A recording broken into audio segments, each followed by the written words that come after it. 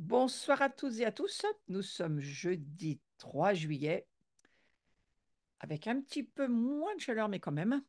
Et il est 19 heures et quelques minutes, donc nous allons commencer. Alors, ça sera le dernier cours de, on va dire, de cette année avant les grandes vacances, hein. Je vais m'arrêter à la fin de ce cours, mais on reprendra bien sûr dès la rentrée et je vous en parlerai tout à l'heure. Alors, je vais reprendre sur l'idée que ma relation personnelle avec Dieu, et j'en ai bien parlé la dernière fois, mais je vais faire un tout petit résumé pour que ça nous permette de sauter dans ce qui se passe aujourd'hui. Ma relation personnelle avec Dieu, elle est fondée sur la foi. Et la foi véritable, elle se fonde sur le témoignage intérieur de l'esprit, sur une perception que dépose en nous le Christ à l'intérieur de notre être. Il vient mettre ce dépôt, ce témoignage, ce qu'on appelle le témoignage intérieur. Et Paul va jusqu'à dire, et c'est extraordinaire, parce que c'est une phrase selon moi, mais vraiment hors du commun, il va dire, si je vis, ce n'est plus moi qui vis. Donc faut quand même arriver à le sortir, hein, ça se fait pas, je pense pas qu'on puisse arriver à dire des choses comme ça d'une manière humaine et simple. Paul était, selon ce que je comprends, rempli du Saint-Esprit. Il était rempli dans son être intérieur de ce qu'il était en train de vivre. Et tout à coup, la révélation tombe, c'est plus moi qui vis.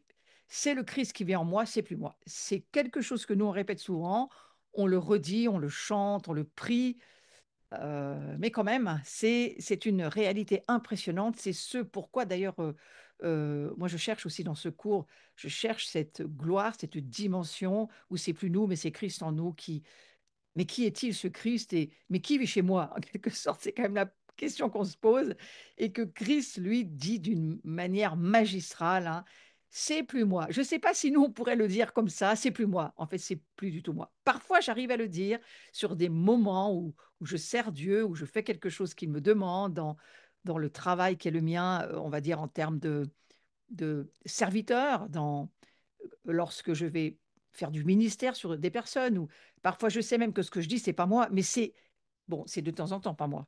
Mais sérieusement, le jour où on va arriver à dire: «C'est plus moi, c'est juste Christ».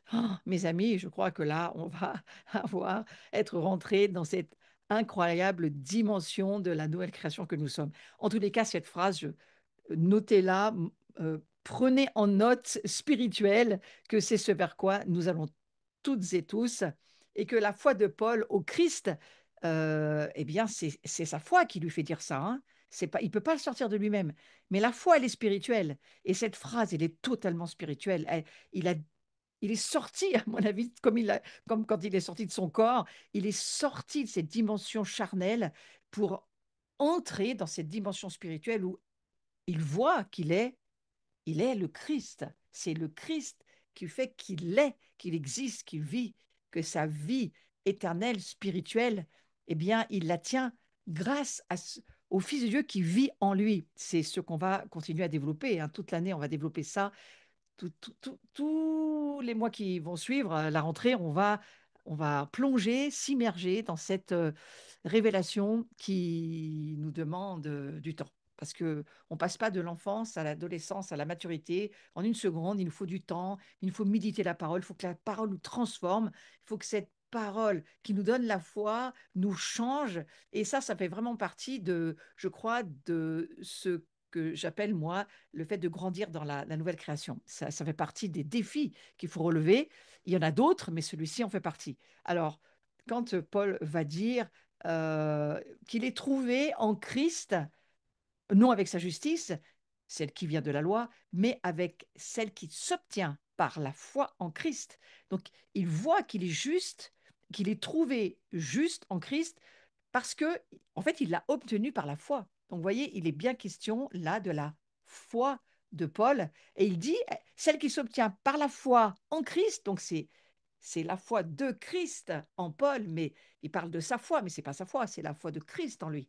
C'est la foi qu'il trouve en lui, et il dit le juste qui vient de Dieu et qui vit par la foi. C'est Philippiens 3,9, j'en ai parlé la dernière fois, mais je reviens, je fais un petit flashback parce que c'est tellement profond, on est tellement en train de continuer à élargir l'espace de notre tente spirituelle, mais aussi à approfondir cette révélation dans laquelle nous sommes, que je crois qu'il faut y revenir encore et encore. Donc la foi spirituelle au Christ, bah, elle fait de moi qui est Christ. Donc en fait, mon vrai moi, mon moi spirituel, ben, c'est Christ. Et c'est ma foi qui me fait le devenir. Vous voyez comment la foi, c'est important, mais comment la foi, pour l'avoir, il faut que je lise la parole de Dieu. C'est pour ça qu'on lit tellement de paroles de Dieu. Moi, je la remue dans tous les sens, je cherche plein de traductions, je veux laisser cette épée à deux tranchants nous transformer. Mais il y a plein de manières d'écouter Dieu nous parler. Et il y a plein de traductions et c'est super intéressant. Et donc là, j'ai été voir une autre traduction dans le fait que la foi spirituelle au Christ, en fait, elle fait de moi qui je suis, Christ. Alors, on l'a vu la fois dernière hein, dans 1 Corinthiens 6, 17, celui qui s'unit au Seigneur n'est avec lui qu'un seul esprit. Ça, c'est un mystère énorme. Il faut l'entendre et le laisser nous transformer. Mais c'est dit autrement, dans la Sommeur, celui qui s'unit au Christ est un seul esprit avec lui. C'est dit d'une autre manière. Hein. Celui qui s'unit au Christ, il est un seul esprit. Bah, s'il a un seul esprit, c'est qu'il n'y a pas un autre esprit que celui de Christ en lui. Or, nous sommes un esprit. Donc, si l'esprit de Christ vit en moi, qu'il n'y a qu'un seul esprit, c'est que je suis cet esprit. Vous m'avez suivi, j'espère. Donc, en fait, cet esprit-là, il n'y en a pas d'autre. C'est moi. C'est l'esprit de Christ auquel je suis uni, auquel je suis attaché. C'est une autre manière de dire, c'est la seconde qui le traduit comme ça. Celui qui s'attache au Seigneur est avec lui un seul esprit. Forcément, s'il n'y en a qu'un, on le devient, c'est nous. Donc le Christ, il se révèle à moi dans la mesure où ma foi s'élargit pour le recevoir, parce que c'est sans la foi, je peux pas y arriver. C'est la foi qui va me permettre de laisser la parole de Dieu me transformer, me pénétrer. C'est la foi.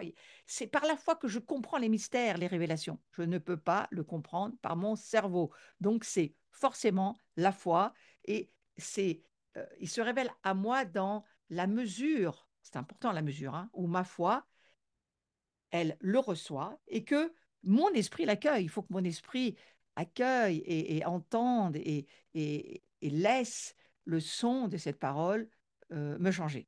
Donc ma relation personnelle avec Dieu, elle est fondée sur la foi. Cette foi qui est la foi de Dieu, on pourrait dire littéralement, c'est la foi de Christ, mais cette foi, elle m'appartient. Elle m'a été donnée, je l'ai reçue, et c'est par elle que je suis transformée. Et ce que le Christ me révèle de sa propre personne, c'est la résultante de ma foi. C'est de mon union avec lui, mon attachement avec lui. Le fait que je deviens un seul esprit. Vous voyez, on est dans le monde spirituel, on n'est pas dans le monde charnel. Nous sommes un esprit, Dieu est esprit, nous aussi. Nous sommes devenus, par notre nouvelle naissance, un esprit. Et maintenant, il faut bien comprendre que tout ce monde de l'esprit, je dois passer de l'enfant à l'adolescent, à l'homme ou à la femme mûre, et que euh, il faut que je grandisse, c'est extrêmement important. C'est d'où l'importance de grandir, l'importance de ne pas rester un enfant. Parce que si on reste un bébé spirituel, un bébé, il a beau être un bébé, il a beau être le bébé du président ou le bébé du roi, il reste un bébé. Et un bébé, ça ne peut pas s'approprier, ça ne peut pas exercer ses mains au combat, ça ne peut pas prendre son héritage parce qu'il est bébé. Il va falloir qu'il devienne un, on va dire, un adolescent, qu'il grandisse. Il va falloir que dans cette maturité, c'est pour ça que c'est tellement important de grandir, cette maturité va l'aider de plus en plus à pas seulement être né à nouveau, mais à devenir cet homme et cette femme fait dont il est question dans le livre des Éphésiens, qui lui va pouvoir s'approprier son héritage, rentrer dans le mandat qui va être le sien, vivre sa destinée sur la terre, gouverner en quelque sorte, parce que c'est aussi ça que ça veut dire. Si nous sommes nés à nouveau, c'est pour gouverner. Toute la Bible est une affaire de gouvernement, une affaire de royaume, que ton règne vienne, que ta volonté soit faite. C'est un gouvernement divin. Et si Dieu fait de nous qui il est, c'est pour que nous faisions, le fassions à sa place. Et donc, ce gouvernement, il commence par nous, bien sûr. Hein. Alors, la foi, eh bien, c'est extrêmement important. Et la foi au Christ, elle devient en fait elle devient le fait de ma relation mutuelle avec lui. Vous voyez, c'est par la foi que je m'unis, c'est par la foi que je m'attache, c'est la parole de Dieu qui me transforme, c'est la parole de Dieu qui me change, c'est elle qui me fait grandir, pour ça qu'il faut que je la lise. Mais sans la foi, mais il faut que la foi, elle ait des actes et elle œuvre en moi. Et bien sûr que les deux sont extrêmement liés. Alors, ce que le Christ me révèle, de qui il est, le Christ, de qui je suis, c'est le résultat de ma foi et de mon attachement, mon union à lui. Et la foi au Christ, elle devient le fait de cette mutuelle relation que nous avons en Christ et nous. Et la connaissance du Christ et la foi, je l'ai dit la dernière fois, je le répète, sont existentielles. C'est pas de l'information, hein, c'est existentiel. Sans cela, nous ne pouvons pas être qui nous sommes en Christ sans la foi et sans la connaissance de la parole de Dieu et sans cette relation, sans cette connaissance révélée. Sans cela, nous n'avons pas la vie. Nous ne pouvons même pas exister dans le monde spirituel. Donc la nouvelle création, c'est une création spirituelle et elle permet à l'homme de revêtir l'homme nouveau. J'en ai beaucoup, beaucoup parlé, mais j'y reviens. Cette nouvelle création, c'est un revêtement, mais c'est une identité. Hein. Ne pensez pas revêtement tapisserie, mais pensez un changement de vêtements.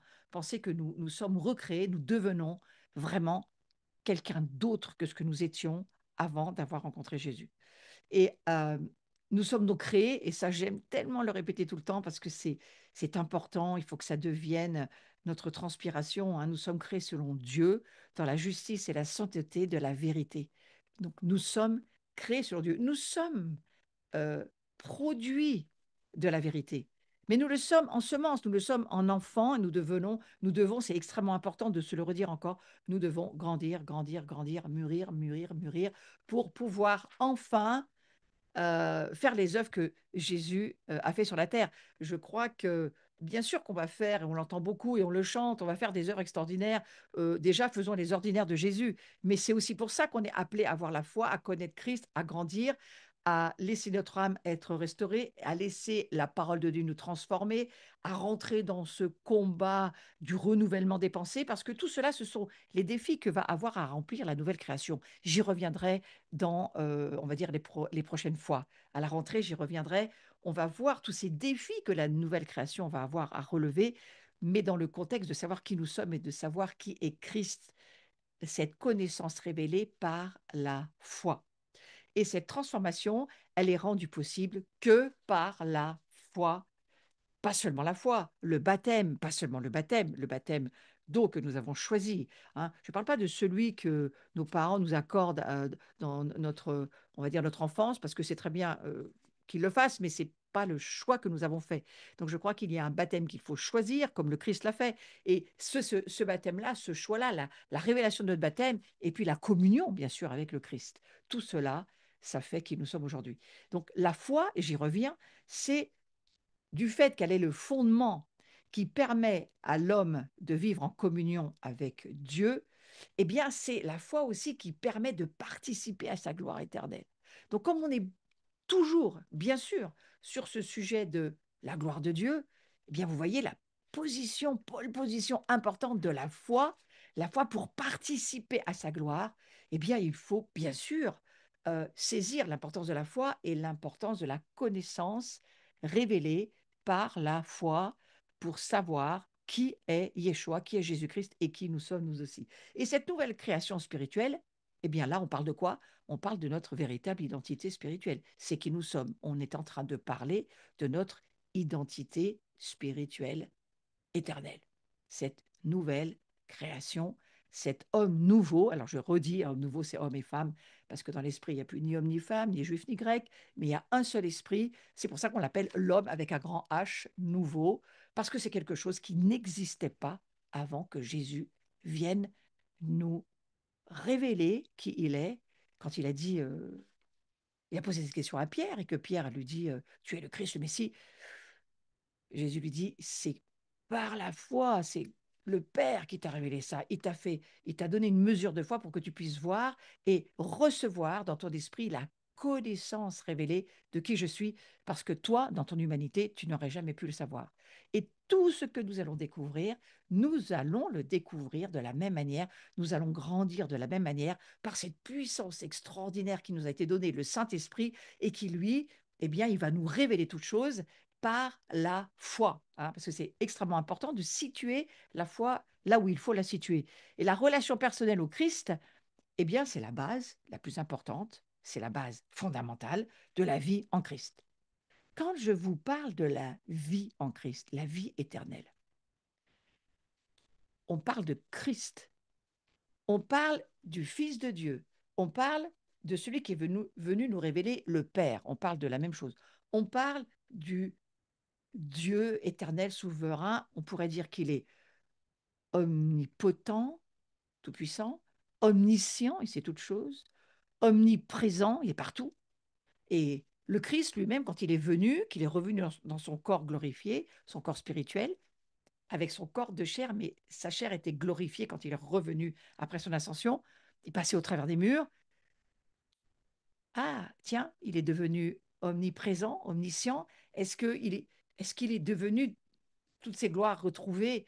Est-ce qu'il est devenu comme son Père? Oui, certainement, certainement. Et je crois que quand on parle de la vie éternelle, on parle de ça. On parle de l'omnipotence, l'omniprésence, l'omnipuissance. Alors, tout ce que vous voulez que Dieu est, euh, est-ce que nous le sommes déjà en potentiel non développé, en semence qui a besoin de grandir? Oui, d'une certaine manière, parce que nous sommes le corps du Messie. Donc, il y a tout un domaine que Dieu va nous révéler petit à petit de qui nous devenons quand nous grandissons, hein. Sinon, nous ne sommes qu'en potentiel, nous ne sommes qu'en semence. Mais en grandissant, plus nous allons grandir, plus nous allons avoir une mesure de foi qui sera lourde, euh, pesante, profonde, selon la mesure de foi dans laquelle nous sommes, selon la mesure de la maturité où nous en sommes, nous allons pouvoir gouverner là où nous en sommes. Donc, ce gouvernement que Dieu nous confie, même la prise de possession de notre héritage, va beaucoup être dépendant de là où nous en sommes, de notre croissance d'homme spirituel. Où est-ce qu'il en est notre esprit? Est-ce que nous exerçons notre esprit à s'approprier les choses? Alors, les dons, ils sont là pour ça, ils sont là aussi pour qu'on puisse les exercer. Tout ce monde on va dire, de la nouvelle création que nous sommes, est en apprentissage, hein, nous le sommes en apprentissage bien sûr, mais je crois qu'il y a un moment donné où on comprend l'importance de la restauration de notre âme. C'est très important. Il faut que notre âme soit restaurée parce que notre âme, elle collabore avec l'esprit qui est en nous. Et plutôt que de se faire la guerre, maintenant, il faut comprendre qu'il faut amener notre âme à devenir un collaborateur. Et pour ça, il faut de la restauration, il faut de la guérison, il faut de la délivrance. Il faut bien sûr marcher sur ce chemin de la restauration. C'est très important. Il faut laisser notre âme être restaurée. Sans quoi, on sera bloqué dans notre vie spirituelle. On n'avancera pas. Si notre âme n'est pas guérie, si notre âme n'est pas guérie de tout ce qui vient d'un passé qui était corrompu ou qui était inique ou qui était venant d'une, on va dire, d'une vie passée de blessures, de ruptures, on va dire de corruption, cette âme-là, elle a besoin, bien sûr, de vivre on va dire, son salut, parce qu'il faut que nos âmes soient sauvées. Et nos âmes, eh bien, on y travaille au salut de notre âme en comprenant que c'est pas par elle qu'on travaille aujourd'hui.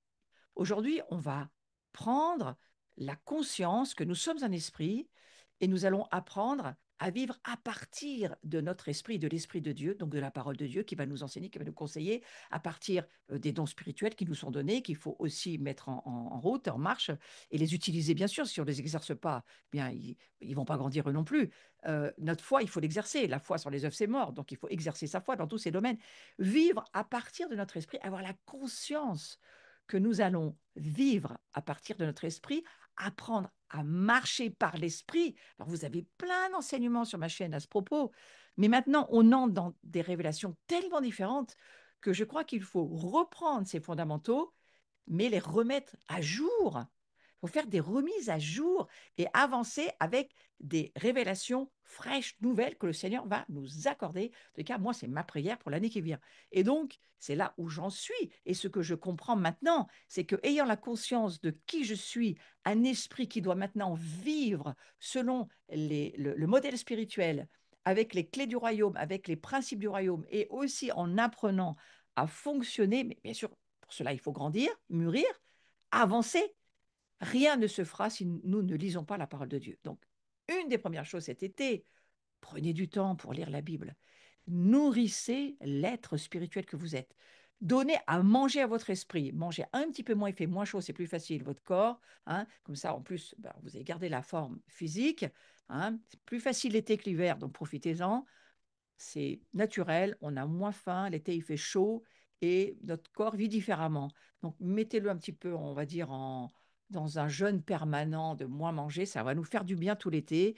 Mais allons-y sur intégrons, prenons, laissons la parole de Dieu nous pénétrer, prenons du temps pour la lire, surtout si on a un petit peu moins, on va dire, de travail, si on a un petit peu des vacances, c'est bien de le faire pour que justement on se prépare à avoir une année sur les chapeaux de roue où bam, notre esprit va être rempli du fuel, hein, qui va faire que l'Esprit Saint en nous va pouvoir sortir les disquettes et nous les révéler et nous amener à des grands, grands changements, à des niveaux de révélation qui vont rien avoir à voir avec ceux de l'année dernière. La manne d'hier, ça va, elle était bien, mais pour demain, on en veut une autre. Hein. On ne veut pas remanger pendant 50 ans la même chose. Hein. Ça serait très lassant, en fait. Spirituellement, c'est très lassant. Hein. Donc voilà, on va se mettre en marche pour se dire que on va, on va préparer cette parole qui va nous muscler la foi et on va être en train d'édifier notre esprit. Encore une autre chose que je voudrais nous dire là sur la préparation pour la rentrée, sur l'été qui nous attend, parlez en langue. Mettez-vous vraiment sur les chapeaux de roue pour prenez la discipline de parler en langue parce que c'est ce qui va édifier votre esprit. Et ce dont je parle, là, la nouvelle création, c'est un esprit qui doit apprendre à se développer, à s'édifier. Et la foi, c'est fondamental. La parole de Dieu, c'est fondamental. Bien entendu, sans la parole, bah, on n'a rien, on ne mange pas, on est anorexique. Hein. Donc, il faut manger cette nourriture. Prenez aussi le pain, le vin, la Sainte Seine chez vous, autant de fois que vous voudrez, c'est marqué, allez-y doucement, si j'en prenez du jus de raisin, pas du vin. Bon, ça, c'est un conseil que je vous donne. Mais à côté de ça, faites-le parce que ça nourrit votre esprit. Et si vous le faites en discernant ce que vous êtes en train de faire, c'est extrêmement puissant. Et ça, ce n'est pas la collectivité qui va le faire. Ça, c'est votre relation avec Jésus et de le faire d'une manière consciente, que vous nourrissez votre esprit, que vous êtes en train de faire du body spirit, hein, c'est pas du body corps, mais esprit, et que de vous dire que vous allez vous faire un petit programme pour que votre esprit prenne de la force et du poids, ça c'est la bonne chose à faire. Et aussi le fait que on va avoir le temps, on va se le prendre le temps. En tous les cas, ça va être aussi des grandes rencontres qu'on va avoir ensemble, collectives, qui vont nous y inviter. Ensuite, il faut le faire soit chez soi. Il faut monter, j'en reparlerai moi à nos cœurs jubiles, mais il faut monter sur cette montagne de l'intimité où véritablement là, nos esprits vont prendre de la force, du poids. Et c'est en ce dont je vous parle là, c'est la nouvelle création qui comprend elle est attachée à Christ.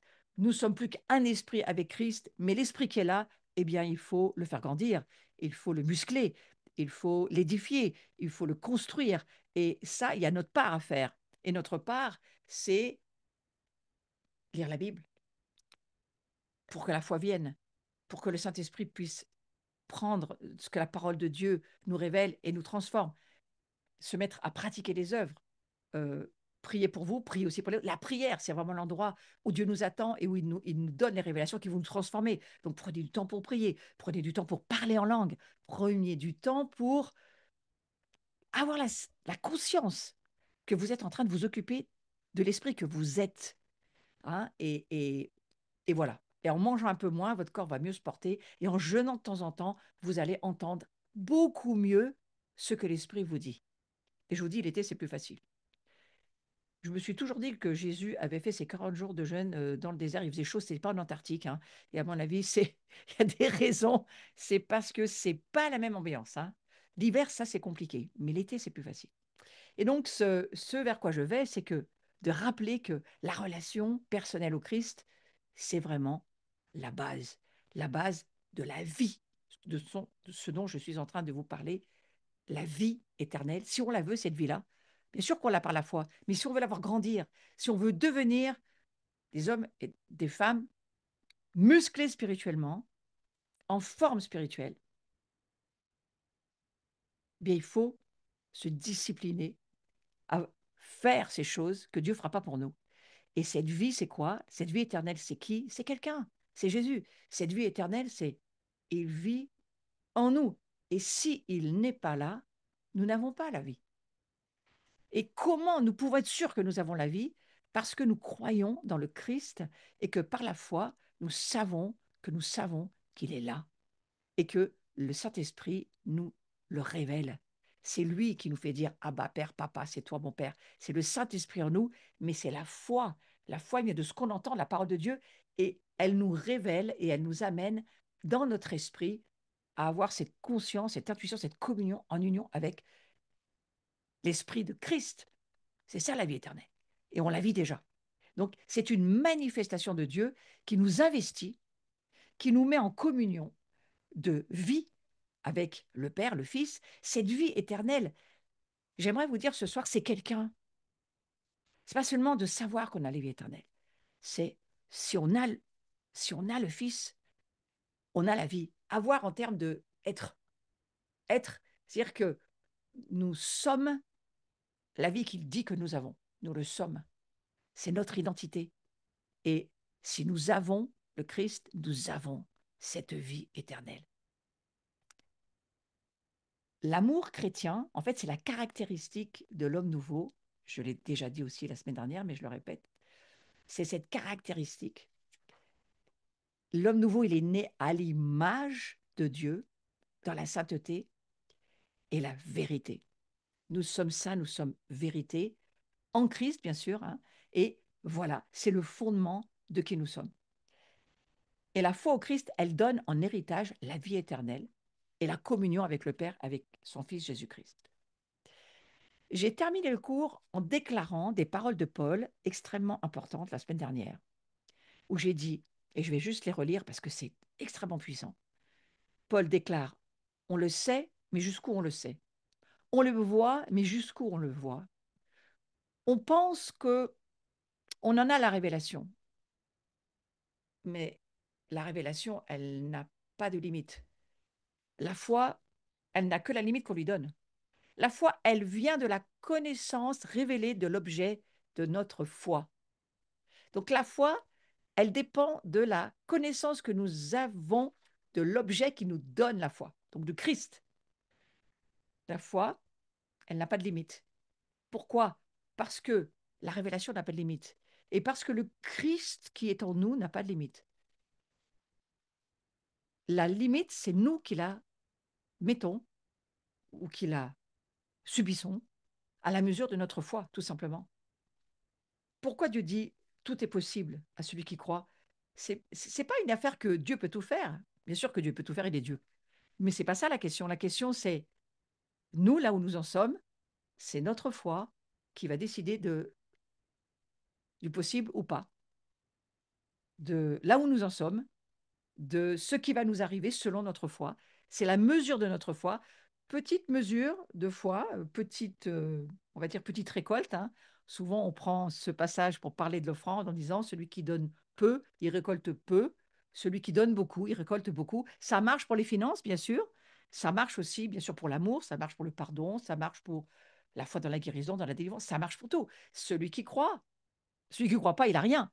Mais celui qui croit et qui a une grande mesure de foi, celui qui va donner avec une grande mesure de foi, il va recevoir une immense mesure de foi, et donc une immense révélation, donc une immense production.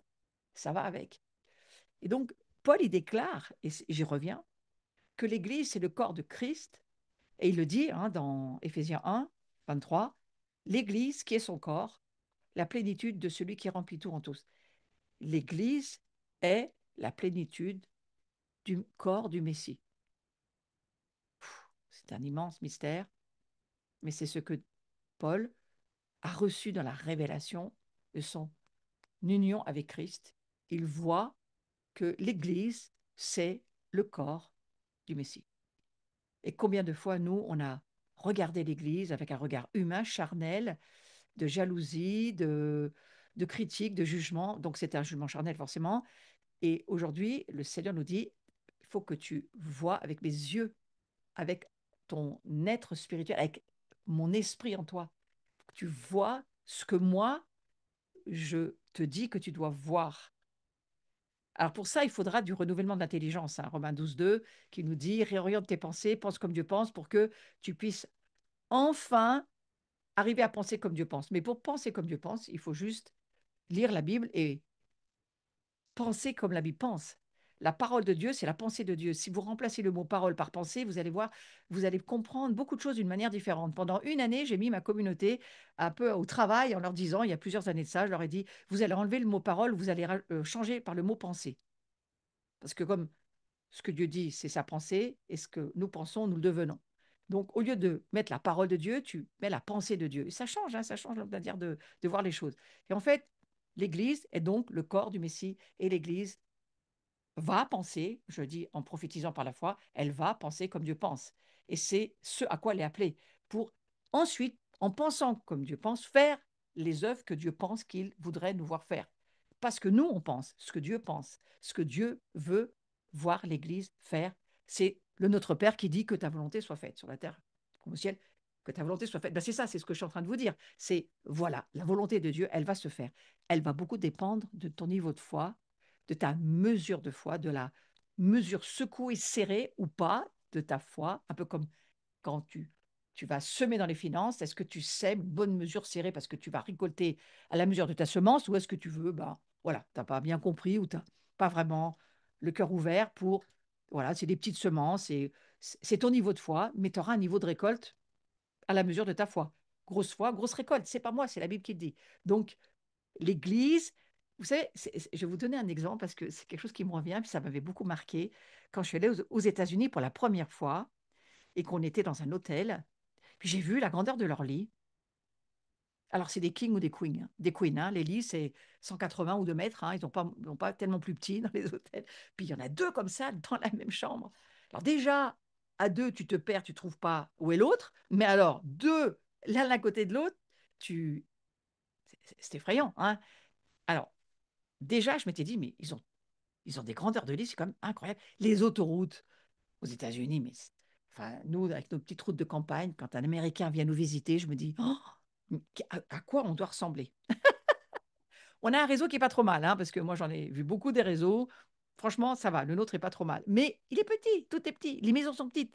Je suis allée chez des amis qui me recevaient là-bas, des Américains. Franchement, il n'y a rien qui est petit, quoi. J'ai essayé de me dire, même les frigos, c'est exagéré, ils sont énormes. Tout est énorme. Et à un moment donné, je me disais, alors c'est bien si tu as les moyens en proportion. Alors ils ont sûrement les moyens et la foi en proportion de la manière dont ils ont établi leur nation. Mais franchement, ça fait envie des fois, hein, quand même, c'est bien, hein. Quand tu rentres chez toi, tu as l'impression que tu reviens dans la maison de Blanche-Neige et les sept nains. Tu fais, ah mince, tu te retrouves dans un univers qui te paraît minuscule. Mais quand j'étais là-bas, j'ai dit au Seigneur comme ça, pourquoi tout est grand? Et il m'a dit, parce que il voit que je suis grand. Je suis un grand Dieu pour eux, je ne suis pas tout petit. Oh là là, ça m'a énervé d'entendre ça. Pour vous dire, notre façon de penser change tout. Ils sont extrêmement généreux, les Américains. C'est beaucoup de missions, beaucoup de donations. Vous avez des ministères qui arrivent à réinvestir. Alors, on a beaucoup critiqué la prospérité. Oui, peut-être. OK. Je ne parle pas de ça, parce que ça, je le mets de côté. Ça, c'est le côté exagéré, justement, du truc à un peu dévié. Et ben, c'est dommage. Mais à la base, c'est pas ça. À la base, c'est quand même une perspective d'un grand Dieu et de faire les choses en grand. Et puis, ben, les semences sont à la hauteur, la foi est à la hauteur. La foi est à la, pas hauteur, je dirais mesure, à la mesure. Et c'est très intéressant d'y penser. Donc, je me disais, alors oui, c'est vrai qu'il y a quand même beaucoup d'obèses, ils ont des chaises un peu plus grandes que les nôtres, ça, c'est pas bien non plus. Bon, voilà, il y a des travers, hein, il y a des travers, on va pas dire le contraire. Mais il y a quand même une vision d'un grand Dieu. Et moi, je prie qu'on ait cette vision-là. dans notre esprit, parce que là, on va parler du monde spirituel, on n'est pas dans la chair, hein. Et si vous êtes dans la chair, montez, s'il vous plaît, montez à l'étage du dessus, hein. Mais dans le monde spirituel, c'est extrêmement important d'avoir une vision. Dieu est grand. D'ailleurs, il n'arrête pas de le dire, hein. Dieu est grand. Il n'arrête pas de dire qu'il est Elohim, le plus grand. Des fois, je me dis, bon, ça va que t'es Dieu pour dire ça, parce que sinon, on se demanderait si t'es pas un peu fier. Mais, ah ouais, mais c'est Dieu. Donc, il a le droit d'être fier. Il a le droit d'être grand, il a le droit d'être le plus grand. Parce que dans son cœur de Dieu, il n'y a pas d'orgueil, vous voyez. Il y a juste une jalousie sainte qu'on le reconnaisse comme étant Dieu. Et ce Dieu-là, il vient vivre chez nous. Là, il s'est restreint. Là, il est rentré dans la maison de Blanche-Neige, là, hein. Et nous, on serait les petits nains qui, à côté, qui essayons d'être bien avec lui, hein. Moi, c'est un peu mon film ce soir. Et je me dis, il est quand même extraordinaire, ce Dieu. Pensez-y pendant toutes vos vacances. Il est grand, mais il peut se faire tout petit. C'est comme un dossier sur notre ordinateur. Vous pouvez avoir un énorme dossier, mais on peut le comprimer. Enfin, on va le comprimer pour pouvoir le faire passer à quelqu'un et lui envoyer par un mail. Donc, on va avoir un système pour comprimer les images. Et c'est formidable, ça. Ben, Dieu a fait ça aussi. Donc, vous voyez, à la fois, il n'a pas peur de se restreindre et même de venir vivre chez des gens comme nous, des personnes comme nous, qui ne sommes pas finis. On n'est quand même pas finis. On est en construction, on est en travail, mais il vient. Il n'a pas peur de qui nous sommes. Vous savez pourquoi? Parce qu'il sait qui il est. C'est parce qu'il sait qui il est. Il a rien à dire. Il sait qui il est. Jésus n'avait rien à défendre. Il sait qui il est. Et ça, c'est le côté extraordinaire de ce que Dieu essaye de nous faire comprendre. Si nous savons qui nous sommes, ça va le faire. On peut aller dans un lit de 3 mètres chez les Américains, comme on peut aller sur un lit au sol de 80 centimètres chez les Chinois ou les Japonais. Les Chinois, je ne sais pas trop, mais je peux vous dire que les lits sont durs, hein, dans certains trains. Mais voilà, peu importe, hein, hein. Ils ont des couchettes molles et des couchettes dures dans leur train. Vous payez moins cher si c'est des couchettes dures. Ça, c'est le régime, hein. Mais bon, peu importe. Vous savez qui vous êtes et c'est pas le lit qui fait qui vous êtes, hein. Donc voilà, c'est pour dire que Paul y voit, je reviens à là où j'en étais, Paul y voit que l'Église est son corps, le corps de ce grand Dieu. Et il dit, il est la tête pour l'Église. Donc, il est Dieu, il est la vie éternelle, il est le Tout-Puissant, le Souverain. Il, il est la tête pour nous. C'est pas pour ce monde, c'est pour le monde qui croit pas en lui. C'est pour nous. Après, bien sûr qu'il veut voir toute sa famille revenir. Mais là où j'en suis, que j'essaye de vous faire comprendre, c'est que il a décidé non seulement de vivre chez nous, mais d'être notre tête. Ça, c'est quand même très, très réconfortant de se dire qu'une fois qu'on a compris que nous sommes un esprit, eh bien, il est la tête de qui nous sommes. Et qu'il ne nous laisse pas tomber avec, on va dire, un mystère qu'on ne comprendrait pas. Non, il vient nous aider. Il vient nous aider et il vient nous apprendre à vivre dans cette nouvelle création que nous avons besoin de découvrir, d'accueillir, d'apprendre à vivre avec l'esprit que nous sommes devenus. Et ce n'est pas notre âme là qui peut nous aider, mais notre âme, elle a besoin de collaborer. Parce que si l'âme n'est pas en collaboration, on n'y arrive pas. Pourquoi? Parce que Dieu a voulu s'incarner et il nous a fait une âme. Et je pense que l'âme, c'est la chose qui est le plus revendiquée par le diable. Le diable revendique notre âme. Pourquoi? Parce que s'il tient ton âme, il tient tout le reste. C'est dans notre âme qu'il y a la volonté libre, le choix décisionnel. C'est dans notre humanité où Dieu a mis, nous, on va dire, notre part à faire. Et puis, dans le monde de l'esprit, lui, il a mis sa puissance. Il a mis qui il est. Il est la tête. Et si on a bien compris, si on est d'accord avec l'esprit et la tête qu'il est pour nous, et que l'âme collabore, ça devrait bien se passer, selon moi. Donc, l'Église, elle est le corps, et c'est important parce que la parole vivante nous dit, elle est le corps du Christ, cette œuvre parfaite du Créateur de toutes choses. Plus on va voir qui est Dieu dans son omnipotence, omniscience, omniprésence, dans son éternité, voilà, plus on va le voir par la foi de ce que nous dit la parole de Dieu. Donc cet été, lisez des psaumes, lisez des passages qui vous parlent du Dieu que la Bible dit qu'il est.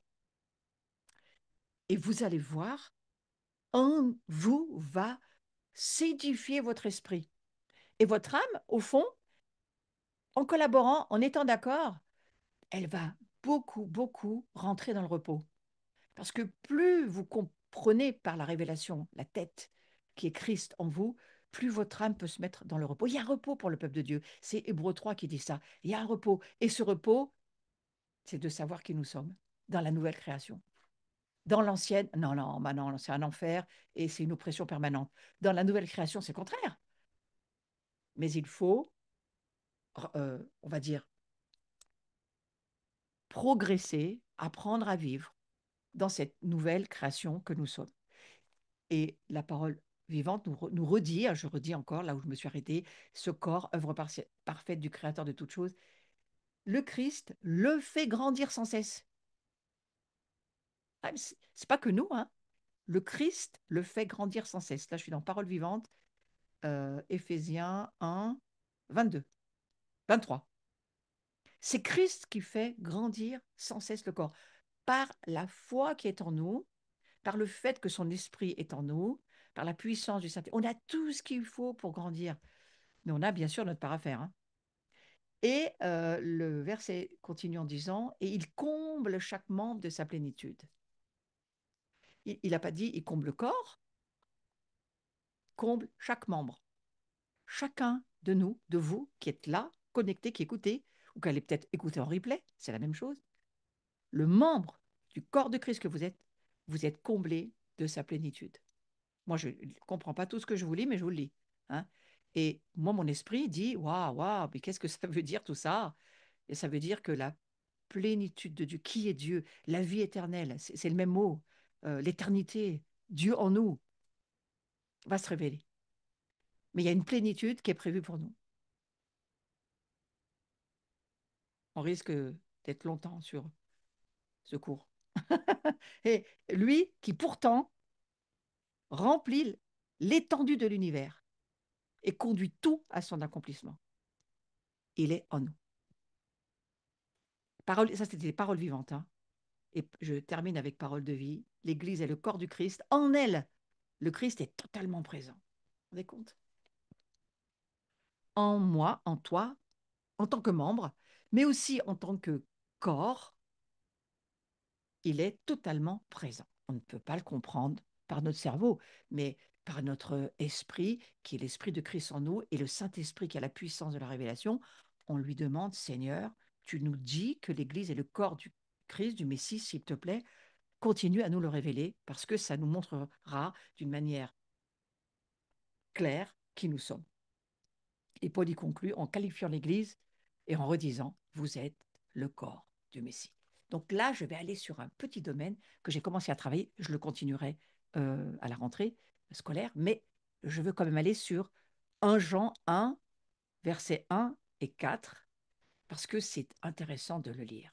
Ce qui était dès le commencement, ce que nous avons entendu, ce que nous avons vu de nos yeux, ce que nous avons contemplé et que nos mains ont touché concernant la parole de vie, car la vie a été manifestée et nous l'avons vue et nous lui rendons témoignage et nous vous annonçons la vie éternelle qui était auprès du Père et qui nous a été manifestée. Ce que nous avons vu et entendu, nous vous l'annonçons à vous aussi, afin que vous aussi, vous soyez en communion avec nous. Or, notre communion est avec le Père et avec son Fils Jésus-Christ, et nous écrivons ces choses afin que notre joie soit parfaite. Là, j'ai l'impression que Jean, il pète un câble. Moi, je l'ai relu, je ne sais pas combien de fois, ce passage, et je me dis d'abord, un prof de français dirait, il y a quand même beaucoup de répétitions, c'est un petit peu lourd, hein. Alors, c'est peut-être la traduction qui veut ça, mais elles sont presque toutes équivalentes, hein. Et vous irez voir cet été pour le fun, si, hein, pour le plaisir et l'amusement, si vous avez d'autres traductions qui peuvent vous aider à entendre ce passage, mais ce passage, on va le remettre, ce passage, et on va le relire. Pourquoi autant de nous? Alors, les nous, ça m'a scotché, donc je les ai soulignés. Il y en a 11, hein, c'est beaucoup. C'est jamais, ça ne s'adresse pas à, personnellement à quelqu'un, ça s'adresse à nous tous. Donc, vous voyez, il est question du corps, puisqu'à un moment donné, il va dire, vous aussi, que vous soyez en communion avec nous. Vous, nous vous l'annonçons, à vous. C'est à vous, il parle à vous, il ne parle pas à une personne. Donc, il a la notion, Jean, du corps du Messie, de l'Ecclésia qui est là, Et ce nous, on va le remettre encore une fois, s'il te plaît, laisse-le, j'en ai besoin de ce visuel. Ce nous est tellement important parce que, regardez, j'ai aussi remarqué quelque chose dans ce verset. Nous vous l'annonçons au milieu du verset, nous annonçons la vie éternelle qui est auprès du Père et qui nous a été manifestée. Et ce mot manifesté, il a accroché mon oreille. Et on va parler de la manifestation du verbe. La manifestation, parce que ce mot, il m'a tenu en éveil. En fait, si on lit bien ce qu'on lit ici, on va aller dans le visuel suivant, on va passer à la manifestation du verbe. La manifestation du verbe de la vie éternelle qui était cachée en Dieu le Père et qui nous est apparue. Cette fameuse manifestation de la vie éternelle. Oui, on est en train de parler de la nouvelle création. La vie éternelle, c'est la nouvelle création. Cette nouvelle création qui était cachée en Dieu le Père. Et il essaye de dire, elle nous est apparue. Voilà. Parce que il sait pas, c'est pas tellement comment expliquer Jean ce qu'il voit. Donc, il essaye d'en parler comme ça. Il dit la manifestation. Lorsque le Christ s'est montré à nous, Jean, je le redis, il insiste sur ce nous, et puis ensuite il dit une communion spécialement manifestée pour nous.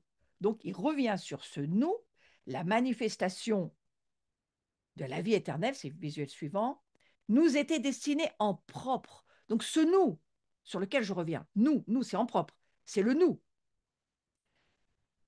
Elle nous a entourés comme le soleil nous entoure. Cette manifestation, il essaye de dire, elle est là, elle nous est apparue comme le soleil nous est apparu, elle nous est apparue. Le mot apparu est extrêmement important. Elle nous est apparue, d'accord? Et nous nous sommes trouvés en lui et lui en nous du fait de, comme le soleil, il est là, et la chaleur, la lumière, mais elle était là, cette manifestation. Mais il ne sait pas comment l'expliquer, Jean. Donc il essaye de parler un langage spirituel, mais pour des personnes incarnées. Donc il dit, cette manifestation, il faut remarquer l'appropriation en notre faveur de la manifestation du Christ, largement soulignée par Jean. Hein. Jean, il dit, c'est pour nous. C'est pour nous que la vie était auprès du Père et qu'elle a été manifestée par la volonté du Père. Regardez, pour nous, mais de nouveau, on retrouve ce mot manifester. Manifester pour nous, manifester. Et puis, la vie éternelle, en troisième chose, elle s'est manifestée à nous, pour être nous. Parce que Jean, il ne sait pas, il dit, comment on va pouvoir leur expliquer qu'on a vu Dieu, quoi? Et que Dieu est dans un corps, comment ils vont comprendre ça? Comment on va le dire? Donc, il demande, bien sûr, l'aide du Saint-Esprit. Et le Saint-Esprit lui donne le langage de l'Esprit. Et voilà, il lui dit ça, la manifestation de la vie éternelle. Le divin, le divin qui vient habiter, c'est pour nous. Le divin qui était auprès du Père, manifesté parce que c'est ce que Dieu veut, que ton règne vienne en nous. Donc, c'est extrêmement important que ça soit manifesté pour nous. Et puis, cette vie éternelle, c'est pas seulement pour nous, c'est pour être nous. C'est encore plus fort.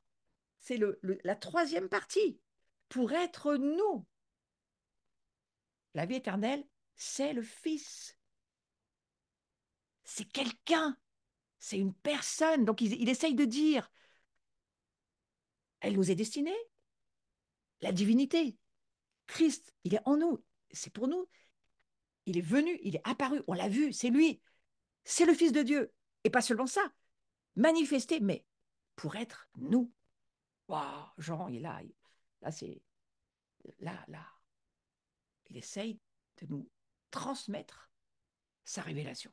Cet aspect fort, particulier d'appropriation. C'est pour ça qu'il y a autant de nous. Nous. Ce qu'il dit, mais il faut qu'ils comprennent que c'est pour nous. C'est pour nous l'Église, c'est pour l'Ecclésia. L'Ecclésia, c'est elle qui va gouverner. Ce n'est pas l'Église aujourd'hui qu'on voit comme elle est aujourd'hui. Ce n'est pas cette Église-là dont il est question dans le Nouveau Testament à ce moment-là, mais c'est l'Ecclésia, le gouvernement. L'Église qui gouverne, qui va savoir qui elle est dans la nouvelle création et qui gouverne de la part de Dieu les signes, les miracles, les prodiges. Tout est là. Tout est en activité parce que c'est révélé dans l'esprit des esprits vivants que sont les apôtres et ceux qui sont autour.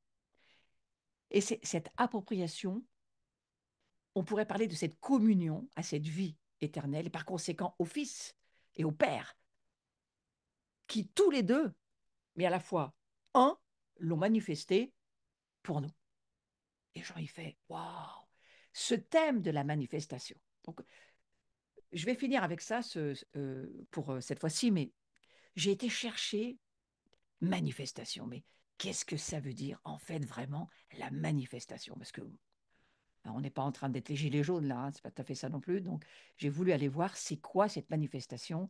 Elle implique nécessairement les thèmes d'élection, de sanctification, de justification. C'est ça la manifestation, hein. Jean, il fait une synthèse ici de ce que Paul écrit dans ces divers aspects de la rédemption, du salut, de la réconciliation, de la justification, la filiation adoptive. Paul, il parle beaucoup de la filiation adoptive, la manifestation de la vie éternelle qui était auprès du Père, c'est-à-dire, c'est-à-dire du Verbe, ça c'est Jean. Jean, il parle du Verbe, la manifestation du Verbe. Paul, il le dit autrement, hein, il parle de plus d'adoption, de réconciliation, de justification. Paul, il ne le dit pas de la même manière que Jean, mais il parle de la même chose. Et il le dit, hein, Jean, elle a été manifestée spécialement pour nous, elle nous a investis et nous nous sommes trouvés en elle et elle en nous. Jean, il ne sait pas le dire autrement que comme ça, et par conséquent, dans le Christ et dans le Père. Alors, on va aller voir ce mot manifester. L'étymologie de manifeste, ça remonte du latin manifestus, et ça veut dire quelque chose de clair, quelque chose qui est évident. C'est pour ça qu'il a pris ce mot-là. Parce qu'il a voulu, Jean, comme Paul, mais Jean, surtout Jean, dire, mais Paul aussi hein, emploie ce mot, il faut que ça soit clair, il faut que ça soit évident, quoi. Faut qu'ils arrivent à voir par leur esprit. Ce terme latin, il dérive de manus. Manus, ça veut dire la main, et ça suggère l'idée de quelque chose qui peut être saisi ou compris facilement. Vous voyez, le royaume s'est approché de vous, il s'est manifesté, il s'est tenu à portée de la main. En fait, c'est pour ça qu'il parle de manifestation. C'est quelque chose qu'il faut, dans l'esprit, hein, je parle du monde spirituel, mais que ta foi, c'est la main, attrape. La foi, elle attrape la grâce, elle se l'approprie pour l'exercer. En fait, c'est la main, c'est la foi, mais la manifestation, c'est la main. C'est clair que c'est la main qui s'offre à toi, en fait. C'est pour ça qu'il utilise ce mot, Jean. Et le synonyme, j'ai trouvé intéressant, que le synonyme de manifester, c'est le verbe apparaître. Pour Jésus, c'est pas mal. Arriver, s'avérer, éclater, s'exprimer, se former, se peindre, percer, surgir, transparaître. Et le mot similaire à manifestation, c'est démonstration. C'est quand même une démonstration, hein, la manifestation divine dans l'être humain qu'ils ont vu. Ils ont vu Jésus, Fils de Dieu, puis après, le Fils de Dieu, il fait de nous qui il est, comment on va leur expliquer, démontrer, explication, c'est le même mot, l'expression, parce qu'il est l'expression de la divinité, mais nous aussi, nous sommes l'expression de la divinité dans la nouvelle création, l'indication. On doit être un signe, une indication pour ce monde, hein, c'est ce que nous sommes appelés à être, l'exemple, ouais, la signification, le phénomène, un phénomène quand même, dans la nouvelle création. Dieu qui s'incarne, c'est un phénomène, hein. Et tout ça pour parler de la manifestation. Mais dans ce texte, j'ai trouvé intéressant, le mot manifestation signifie révéler, éclairer, apparaître, mais surtout révéler. C'est la révélation. Je me suis dit, ouais, pour une fois, je suis d'accord avec Google, hein.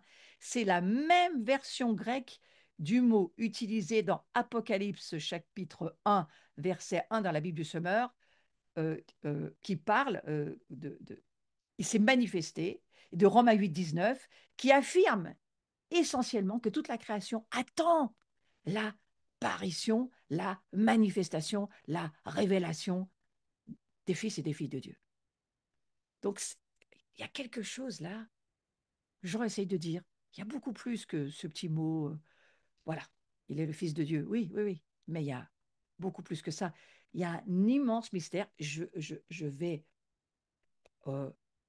terminer, parce que c'est là où je reprendrai à la rentrée, je vais terminer sur le mystère de la communion.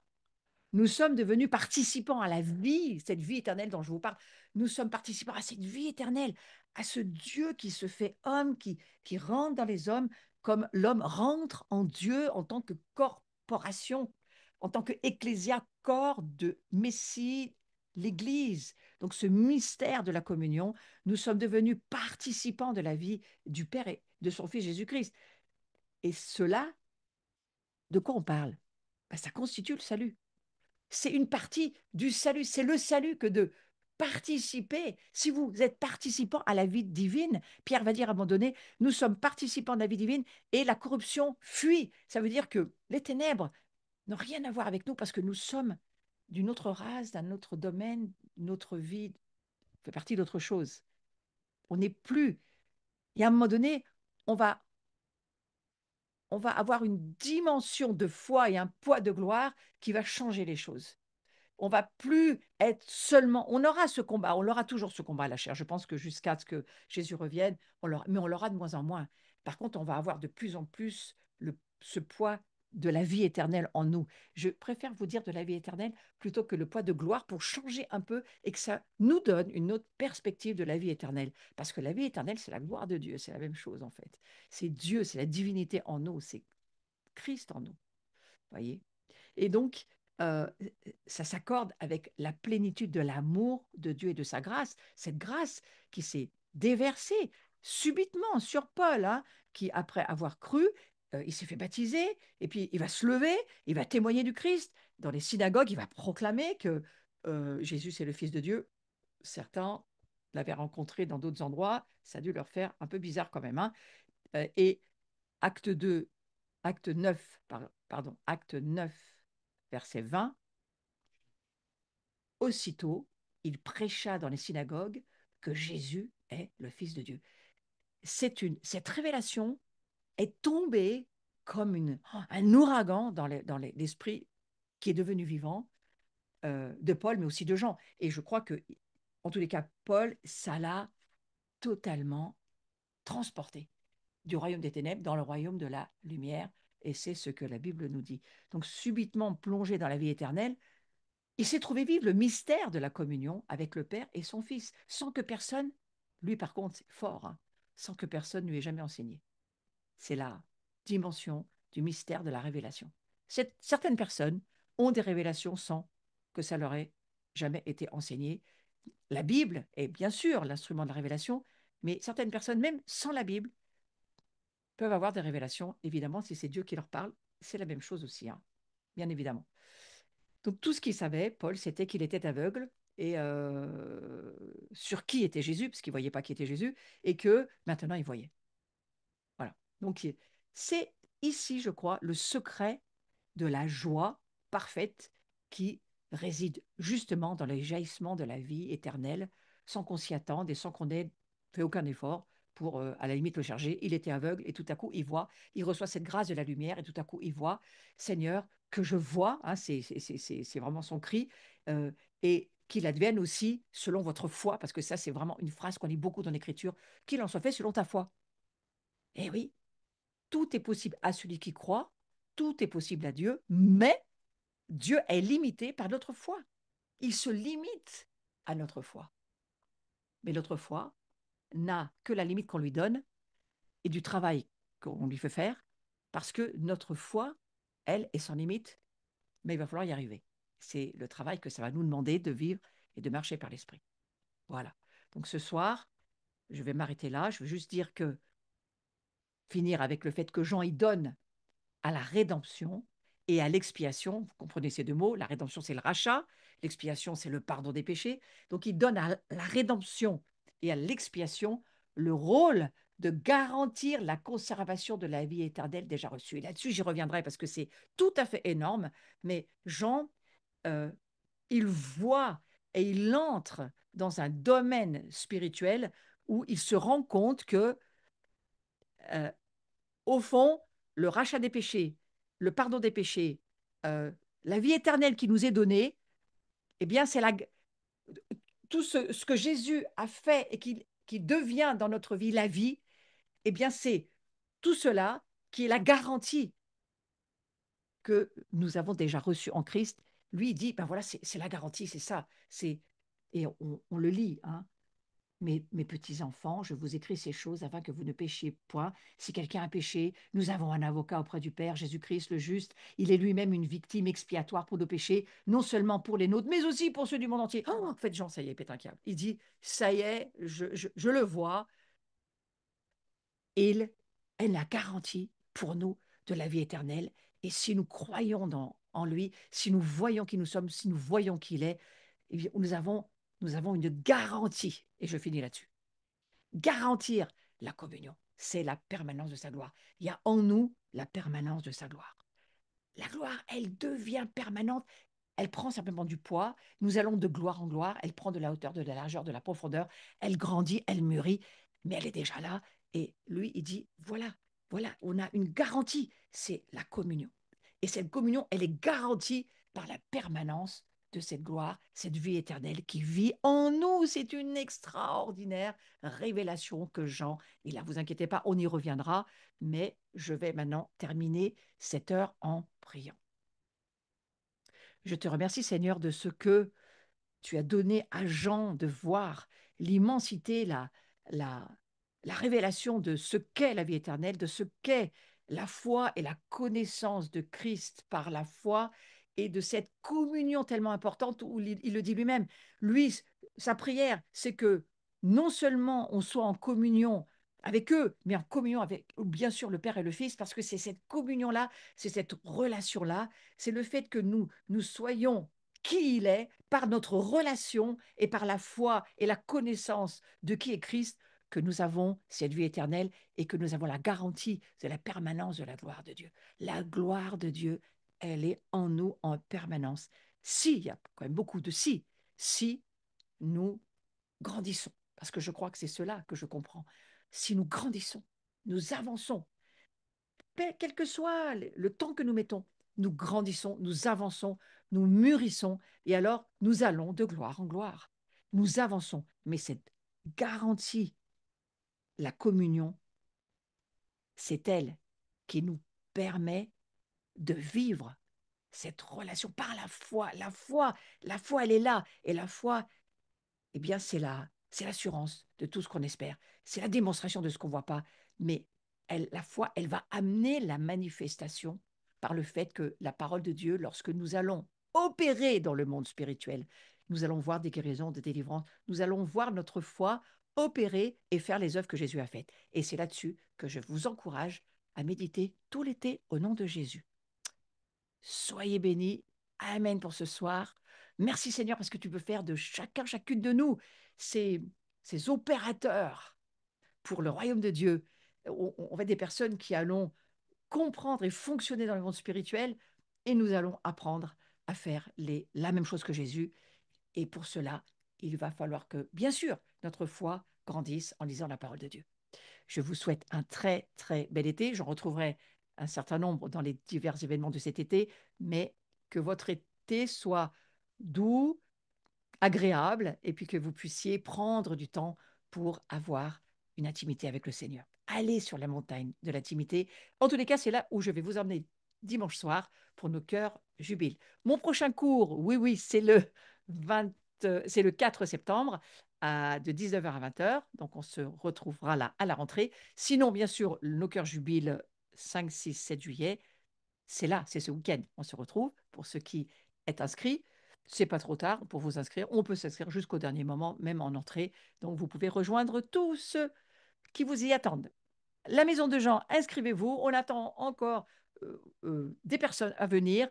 Nous avons ouvert nos cœurs et nos portes. Nous allons avoir des actes prophétiques magnifiques, importants, de relations et de communion et de pour laisser l'Esprit Saint bâtir le corps du Messie que nous sommes, avec bien entendu nos frères et sœurs messianiques, enfin les sœurs seront là, et puis il y aura aussi les Gaillères qui sont Astrid et Thierry, pasteurs luthéraux réformés du Nord. Il y aura Myriam Aguila, qui est une femme responsable des cénacles, catholique, mais un cœur magnifique. J'aime beaucoup le parfum de son cœur. Venez l'écouter, c'est magnifiquement.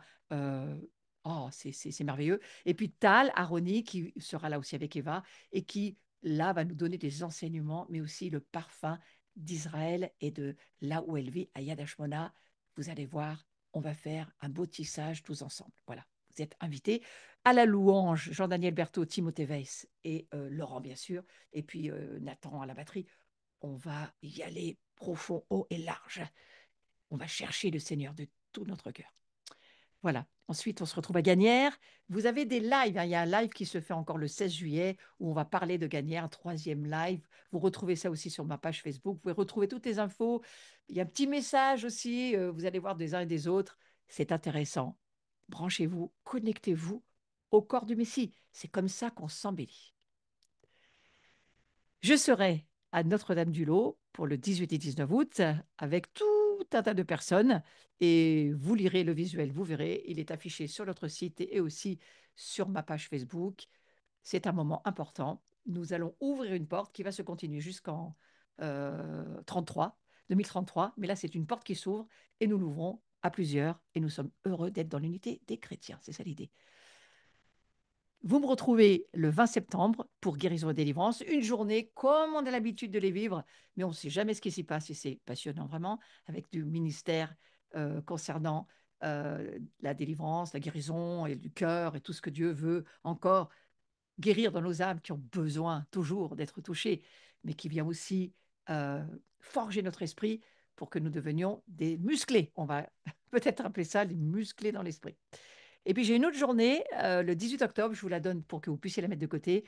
On va aller sur le discernement des esprits, on va aller sur les points forts de la délivrance, on va partager. Et ça, c'est pas du tout la même chose que le samedi précédent. C'est une journée de formation, on n'y fait que de l'enseignement, du partage, de l'échange. Et c'est pour les personnes qui veulent apprendre à pratiquer et à se former dans le service de la délivrance. Voilà, c'est la deuxième fois où je le fais et je vous y attendrai soit en Zoom, soit en présentiel. C'est comme vous le souhaitez. Il faut juste s'inscrire sur notre site ou sur mon Facebook. Il y a les liens. Les livres sont toujours à vendre pour ceux qui le souhaitaient. Le chemin de la liberté, c'est sur la délivrance. Et le pardon, eh bien, comme son nom l'indique, c'est pour vivre cette vie éternelle. Vous avez aussi le livret de formation pour la pratique de la délivrance, mais vous avez aussi, j'en ai fait revenir, de nouveau il y en a, Pourquoi je t'aime Israël, où je suis avec d'autres à parler sur le pourquoi nous aimons Israël, et je pense que c'est bien d'actualité pour cet été si vous ne l'avez pas lu. C'est un très bon livre qui vous fera aimer Israël. Merci si vous ne vous êtes pas encore abonné, vous pouvez le faire sur ma chaîne YouTube où je vous retrouverai régulièrement. Et puis, pour ceux qui me donnaient, qui me soutenaient, eh bien, c'est là, sur les QR codes, sur les... Vous pouvez le faire par virement, vous pouvez le faire par PayPal, comme cela vous accorde, et que vous puissiez être bénis pour cet été. Je vous dis au revoir et à très vite. Belle soirée. Waouh. Devenez des opérateurs de l'Esprit Saint. Bel été à toutes et à tous.